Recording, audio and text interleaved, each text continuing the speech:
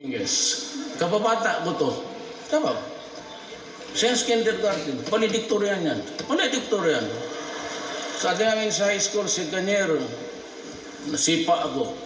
Siya patuloy ang valedictorian. Ako napunta ng Digos, Davao del Sur. Utang anak tagal.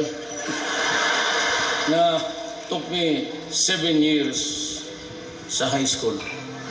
Oh, kalakbay lang. Sabi ng nanay ko, Rodrigo, ang teacher yun eh. Wala ka nang ipag-asa kasi 75, tumatama na yan. Basta makaakyat lang, parang hagdanan niya eh. Kung hindi ka makailangan ng 95 malayo, mahulog ka pa dyan. Ano lang. Sabi na, so my mother never really, what sad is that hindi niya ako naabutan sana maging presidente. At tatay ko talagang tagalan namatay. He left this universe. Talagang walang sabi niya hanggang pantalan. Bisaya yan eh. That's a cliche or an idiom in Bisayan. Pag sinabi hanggang pantalan ka lang, ibig sabihin yung kargador ka lang. Kaya tatay ko, ikaw? Oh, hindi kami no, I mean, he died. Hindi ko siya maganda ang relasyon namin. Kaya hindi siya believe sa akin. Ikaw, pantalan ka lang. Si kargador, gusto mo? Sabi ko, basta bayaran lang ako sa karga ko. Okay naman yan. Kaya 75. Hindi na ba? Yasay. Karumate ko man to. Karumate kami sa law school. UP siya, Pagdipaur, San Beda. Oh, bright. Duresa. Doon ako napunta sa high school na nandoon si Duresa. Naabutan ko siya. Nauna pa siya graduate sa akin. Anak na. High school. Ano ba to? Ito. Duresa sa valedictorian. Pag-graduate. Puro yan sila valedictorian. Ang defense secretary. John Lorenzana.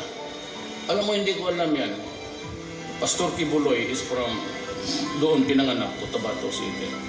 Eh si Delvin na-assign on sa, he brought in the second, 1 battalion of the Scout Rangers noon. Davao, magulo.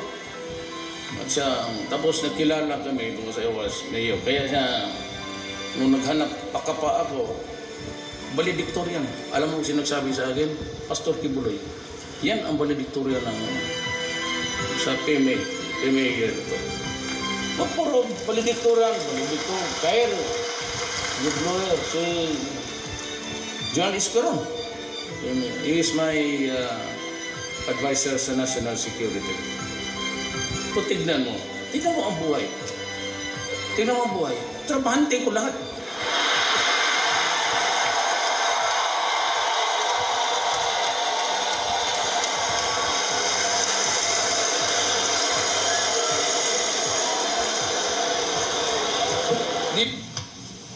May gusto ka sa ikwento sa inyo?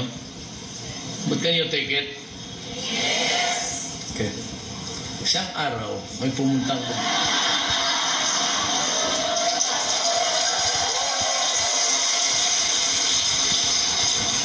Alam nito nila, isang araw, umabot yan sa inyo, may babaeng dumating, stewardess ng Katay. Sabi na, iyak siya.